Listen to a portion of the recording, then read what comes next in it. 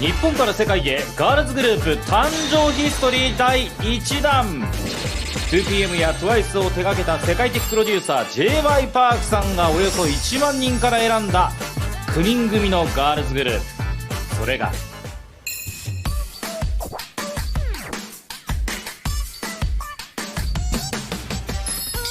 NiziU です。6月30日にプレデビューを果たし、楽曲 Make You Happy が大ヒット。ミュージックビデオの再生回数は8000万回を超えました。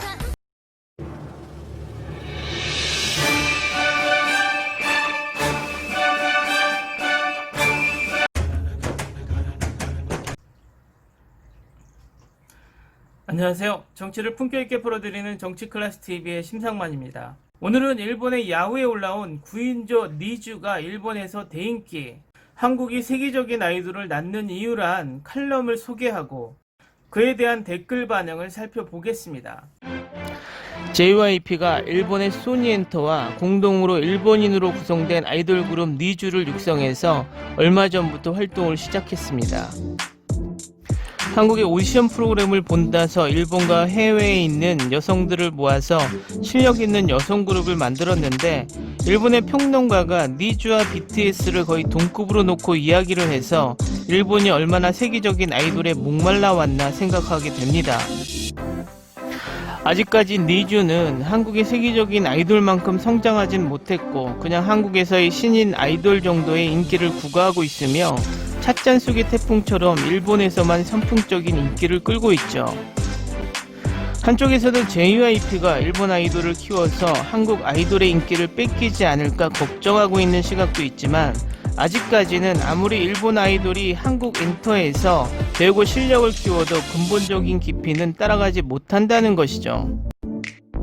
이것은 우리가 아무리 패션 감각이 뛰어나도 유럽의 구찌, 베네통, 페르가모 등 유명 명품 메이커를 따라가지 못하는 이유와 같습니다. 한국의 아이돌은 어려서부터 잘 숙련된 아이돌을 보고 자라온 밑바탕에 눈이 있기 때문에 어려서부터 일본의 아마추어 같은 엔터의 모습을 보고 자라온 눈으로는 그 디테일과 감각을 따라오기 어렵다는 것이죠.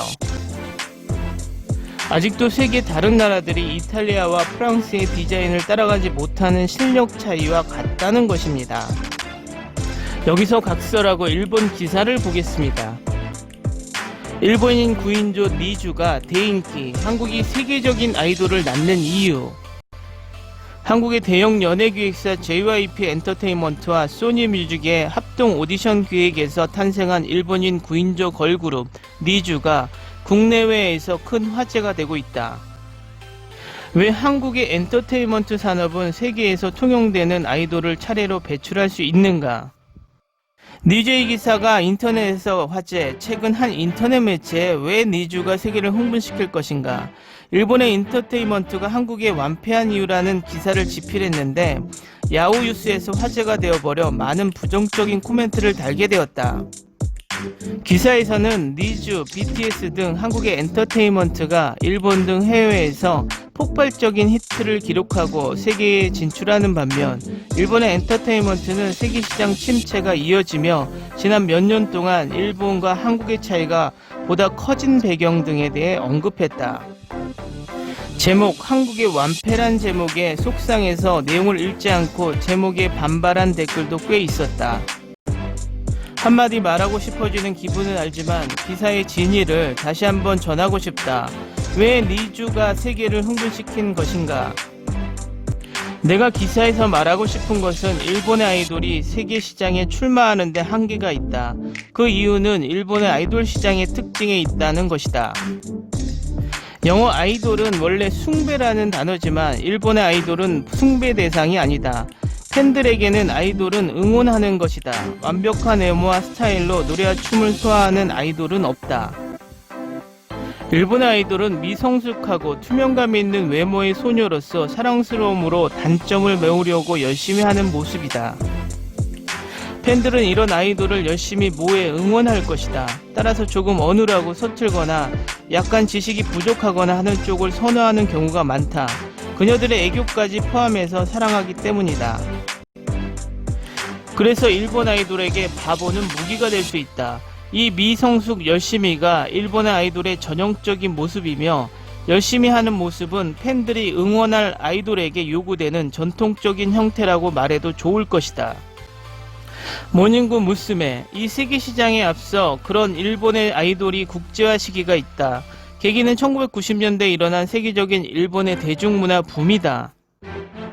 서양 젊은 여성을 중심으로 하라주쿠 패션, 시부야 갸루 패션이 주목을 받고 일본의 비주얼계 밴드와 하마사키 아유미 등의 J-팝으로 불리우며 유럽과 동남아 등을 중심으로 들려지게 되었다. 그 흐름으로 1990년대 후반부터 활약했던 모닝구 무스메가 유럽을 중심으로 주목을 받았다. 일본 댓글 반응을 보겠습니다. 이런 기사는 반발이 많다. 하지만 일본 아이돌의 실력이 없는 것은 사실. 노래도 댄스도 서투르며 립싱크조차 서툴고 어째서 이런 것이 유행하는지 이해할 수 없다. 한편으로 노래도 댄스도 능숙했던 이걸스는 한물 같고 프로듀스의 문제일까? 영화, 음악에 대해서 역시 진심 잘하는 것을 보고 싶다. 유이박람회 같은 건 솔직히 이제 그만했으면 한다. 유이박람회를 보고 싶은 사람들이 일부이고 보고 싶지 않은 사람이 다수인가? 선택할 수 있는 것은 좋은 것입니다. 지금뿐만 아니라 원래 좋아해서 선택을 하고 있으니까. 원래 일본 아이돌은 해외에 진출하는 건 처음부터 생각하지 않을 것입니다. AKB도 해외 프로모션 활동을 하는 건 거의 생각하지 않을 것입니다. 해외를 시야에 넣는다면 어학도 재능도 그만한 힘을 넣는 것, 즉 이런 기사가 마음대로 해외에서 활약하는 탤런트와 일본의 아이돌을 비교하려고 하는 것은 큰 오류라는 이야기입니다. 유일한 예외는 베이비메탈, 해외에서 불이 붙었지만 처음에는 여기까지 온다고는 생각하지 않았겠죠. 너무 길어서 다 읽지 않았지만 유튜브에서 인해 전술로 조회를 비정상적으로 올리거나 노래를 다운로드 시키기 위해 돈을 나눠주거나 인기를 조작하는 것에 불쾌감을 나타내는 사람이 많을 것 같아요. 일본에서는 국내에서 충분히 활약할 수 있는 장소가 있지만 한국은 시장이 너무 좁아 국내만으로는 한계가 있다. 그래서 해외로 활약의 장소를 요구하고, 일본이라면 국내 수요가 있지만 한국에서는 그만한 실력이 없으면 팔리지 않는다고 하는 배고픔의 차이다. 같은 경기장에 올려놓는 것은 아니다. 일본은 일본의 방식대로 좋은 것이 아닌가? 세계로 진출 경쟁을 하고 있는 것은 아니니까. 단지 성실하게 세계에서 경쟁한다면 일본도 진심으로 도전하면 좋을 것이다.